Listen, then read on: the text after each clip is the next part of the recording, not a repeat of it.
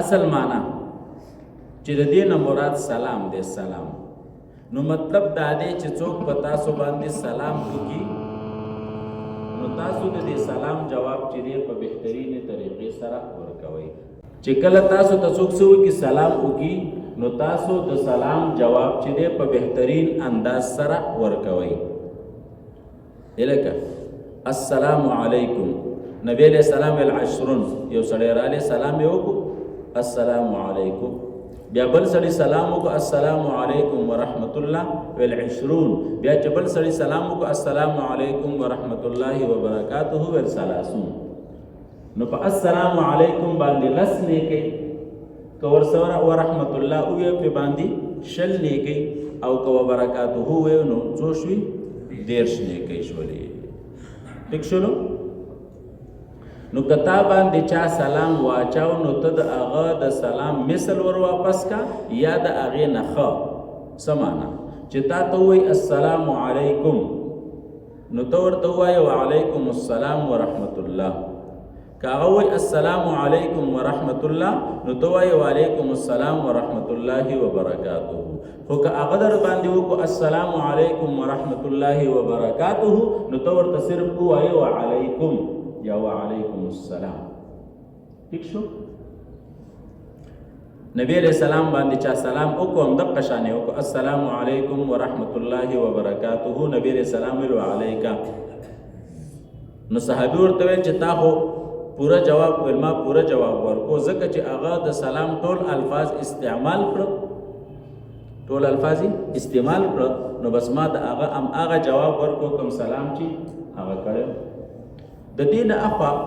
سلام پس نور الفاظ شته دی او کنه شته دی نو صحیح احادیثو کې نور الفاظ مزید نشته دی ها بعضی په کې مغفرته هم وایي اگر چې چرته براغلی وي دا مغفرته خو په صحیح احادیثو کې رحمت الله او برکته بس دغه الفاظ راغلي د دین اخوا نور الفاظ نشته خو کوشش وکوي کنه چې تاسو چا باندې سلام اچوي نو د سلام دا الفاظ به زر ختموي چې هغه تعالی صدر کې جواب درکې ها تاسو به داسې نه کوئ چې السلام علیکم بیا پکې ساوالی ورحمت الله بیا ډېر ساعت وروسته ورته وي وبرکاته نو په هغې کې ستړي مشي هم ختم شوي او وبرکاته نو هغه اجازه به درته سوی ناراستي به په هر څه کې نه کوئ ښه ټیک شولو نو زر زر به تاسو سلام کوئ السلام علیکم نو باید به تعالی څوک ستا مخاطب به درله جواب درکوي جواب په دې باندې پوه شوئ سلام چې دی دا سنت دی او جواب ورکول د سلام دا واجب سلام سنت دی جواب واجب دی په هر مسلمان باندې سلام اچول دا سنت دی او دا حکم دی د مسلمان په مسلمان باندې یو حق دا هم دی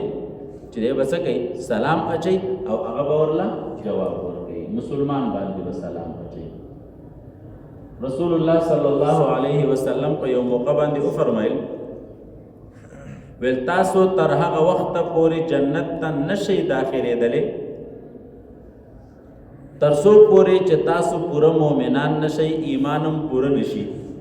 او ستاسو ایمان تر هغه وخته پورې پوره کېدی نشي تر څو پورې چې تاسو د یو بل سره محبت ونه کوئ او تر هغه وخته پورې دا وشو تر څو پورې چې تاسو د یو بل سره محبت ونه کوئ او بیا نبی علیہ السلام وفرمایل چې زه تاسو ته یو داسې شی در ونښیم چې تاسو په هغې باندې عمل وکړئ نو ستاسو په منځ کې به محبت پیدا شي افشو السلام بینکم بل خپل منځ کې سلام څه کوي لکه خور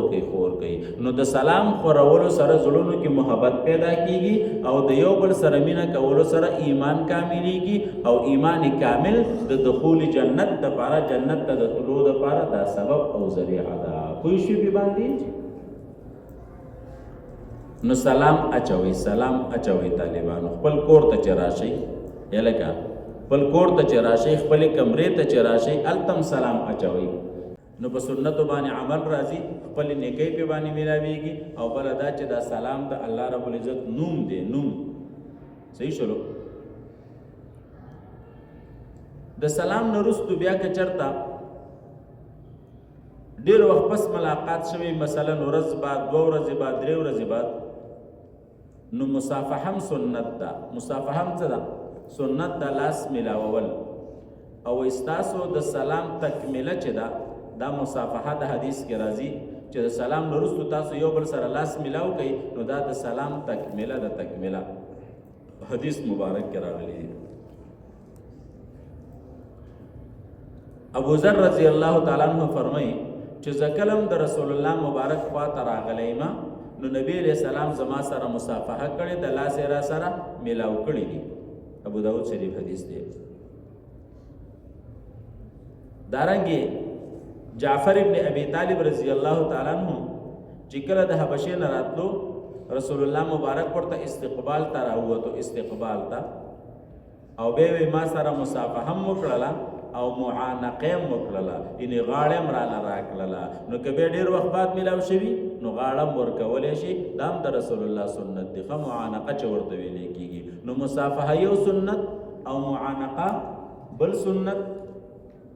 او نبی علیہ السلام چې دی د خپل تره زوی جعفر ابن ابي طالب رضی الله تعالی عنہ دا په تندي باندې خپل کړی هم دی.